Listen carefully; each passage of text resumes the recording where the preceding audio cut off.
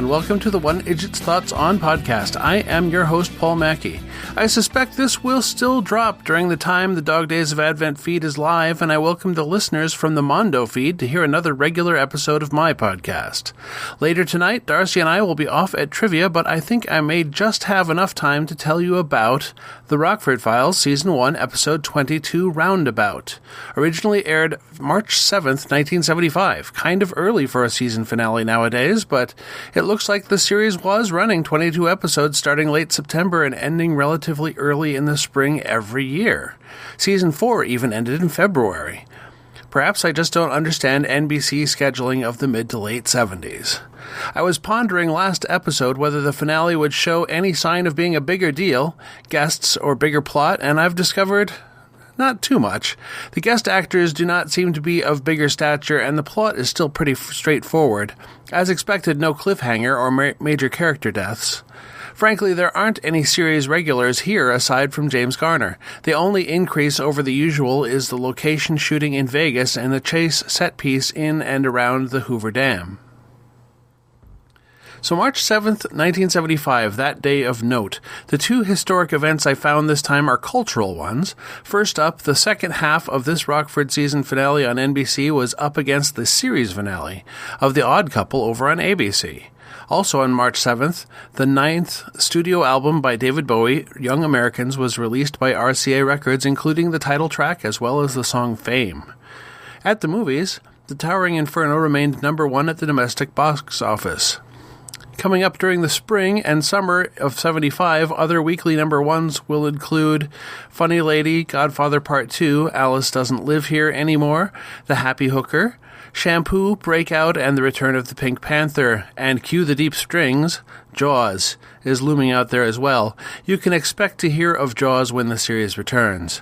In music, top songs for the week in the UK according to Music Week as reported in Billboard. Number 5, Only You Can by Fox. Number 4, The Secrets That You Keep by Mud. Number 3, Please Mr. Postman by The Carpenters. Number 2, If by Telly Savalas. And number 1, Make Me Smile, Come Up and See Me by Steve Harley and Cockney Rebel.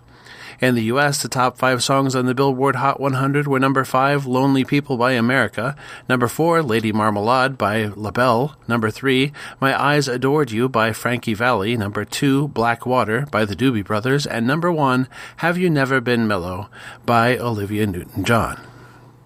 So, a brief summary of this episode.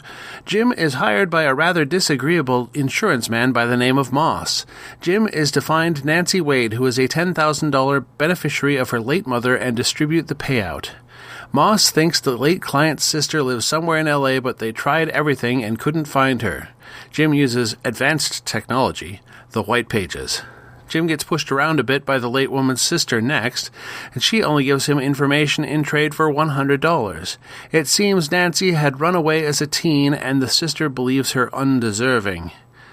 Jim is given a letter Nancy wrote from the Monarch Hotel in Vegas asking to come home and mend fences. Moss won't pay back the $100 it took to get the letter, but says he'll pay extra if Rockford flies to Vegas, and presents Nancy the cashier's check in the presence of a notary as specified by terms of the policy. We see Jim arrive at McCarran's and give a slot machine a couple obligatory but unsuccessful pulls, then catch a ride in a distinctive-looking Whittlesea blue cab, a company that remains in business to this day. He goes to the hotel and finds her. She's reluctant to go to a bank and seems to be worried, looking out of a window. Jim suggests a random bank down by the highway. He asks if she's in trouble, but she shrugs him off, saying she doesn't need a guy on a white horse. Two heavies have obviously been looking for her, and when they see Rockford and Nancy come out, they follow. They are pretty easy to follow, as they are in Nancy's electric green VW Bug. At the bank, when they try to open an account, it turns out she already has an account there with $300,000 on deposit. Jim and the new accountsman look over the papers, and Nancy bolts while they're distracted. The two goons waiting outside nab her. Rockford returns to the hotel room and finds the door ajar. He is sapped by one of the goons after entering and is robbed of the check and his wallet. When he calls Moss to look for help, he's told to fix the situation or not get paid.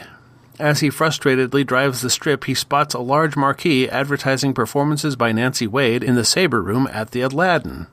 Inside, she is indeed performing. She leaves the stage, escorted through the kitchen by the goons, and when they all get in the car, Rockford is able to follow them back to a large ranch outside of town. In real life, this was Wayne Newton's Casa de Shenandoah. Jim infiltrates and witnesses a businessman storming out complaining about Mr. Robertson's fishy bookkeeping. Rockford triggers the intercom to the trailer where Nancy is being held and uses the name Robertson he overheard saying to bring the girl to the main house, apparently, believably. He intercepts the goon and rescues Nancy, and they are shot at as they run away. In a car chase, Jim leads them into a construction site and gives them the slip. They check into a different motel. Nancy berates Jim for trying to help her. She was playing to tiny bar rooms when Robertson signed her to a bunch of contracts and put her to work on the Strip. She gets $200 a week, but apparently makes something more like $45,000 a week for the record company and the club. The money is all in her name, getting laundered, and if she ever goes to the cops, she is the one with her name all over the dirty dealings. They go to the businessman from earlier, Mr. Mamoto. He represents a Japanese recording company. Jim convinces him to make a new appointment with Robertson as a cover, while Jim breaks in and steals the accurate ledgers. The plan is to use the accurate info to prove what all is really going on, saving Rockford his bond on the check, Mr. Mamoto his company's investment in the record company laundering the cash, and saving Nancy his well-being and career. Rockford gets the books and talks the U.S. District Attorney's Office into wiring him up for sound so they can bust Robertson when he meets to retrieve the ledgers. They meet atop the Hoover Dam, and the cops come in late when Jim gives the code word. Jim chases Robertson through the entire inner workings of the dam on foot, and both are so out of shape that the chase ends with the two men collapsed and heaving for breath at the foot of the dam. In the end, Nancy negotiates a contract directly with Mamoto, and Jim objects as they both tell him to take a hike. This is Jim Rockford. At the tone, leave your name and message. I'll get back to you. This is Marilyn Reed. I want to talk to you. Is this a machine? I don't talk to machines. Who is? Jessie Wells was 19 when she filmed this episode, and casting spoiler will appear 2 more times in the series in different roles. Ron Rifkin as Robertson is probably the most prolific in the guest cast and will probably get a full bio in his next appearance on the show, again as a different character. That leaves us Mills Watson as Moss. Mills Watson is one of those character actors who definitely seems familiar, but I can't definitively say where I've seen him before. It appears he has played a fair number of PIs and law enforcement officers. Mills Watson was born in Oakland, California in 1940 and raised on a ranch near Stockton. Out of high school, he studied acting for 2 years at San Francisco State before being accepted at the Royal Academy of Dramatic Arts in London. He gained a great deal of stage experience while at RADA. Upon returning to the States, he moved to L.A. and began his film and television acting career. He's best known for his recurring role on BJ and the Bear as Deputy Perkins, which transitioned into a regular cast role as Perkins on The Misadventures of Sheriff Lobo. I know I watched the former as a young kid. He has also appeared on The Streets of San Francisco, The $6 Million Man, The Hardy Boys' Nancy Drew Mysteries, Supertrain, Simon and Simon, among many others. He even played Friar Tuck in an episode of Voyagers.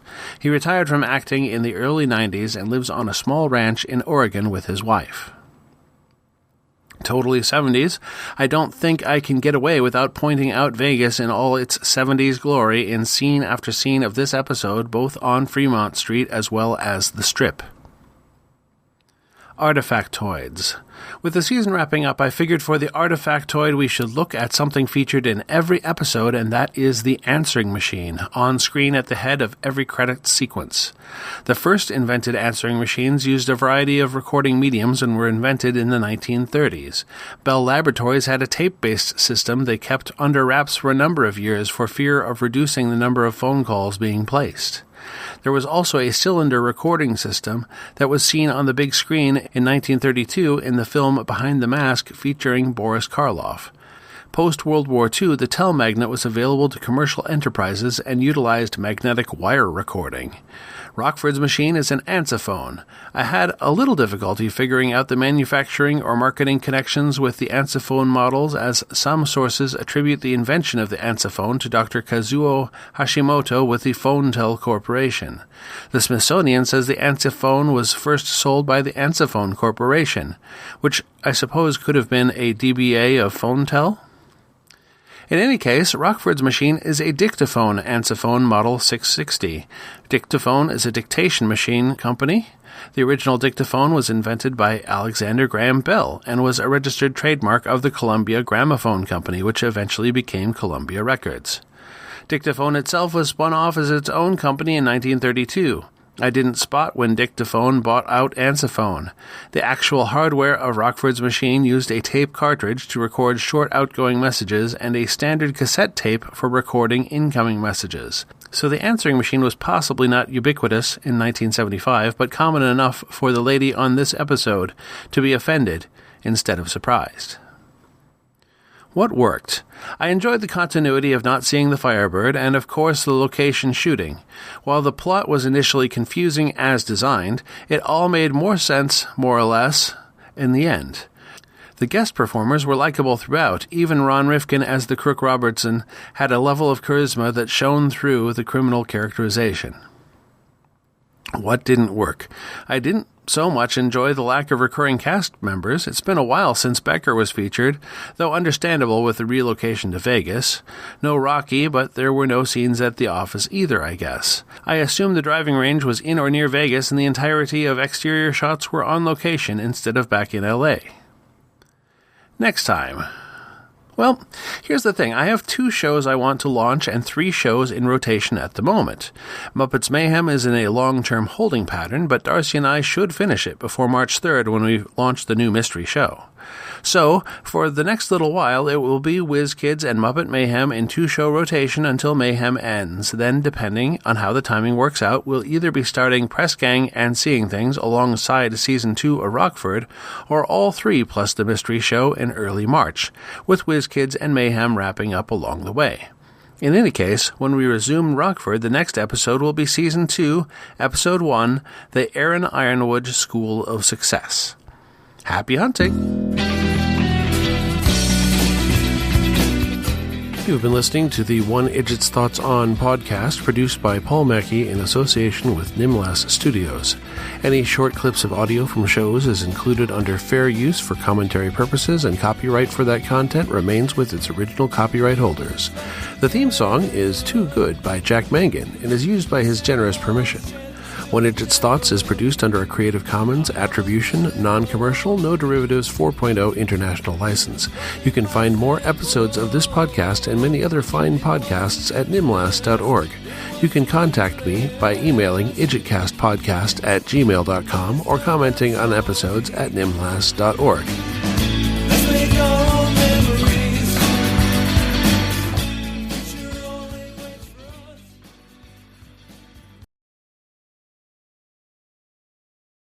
Kind of amusing that Mamato represented a cassette machine manufacturer, and I used a cassette machine for the Artifactoid in the same episode.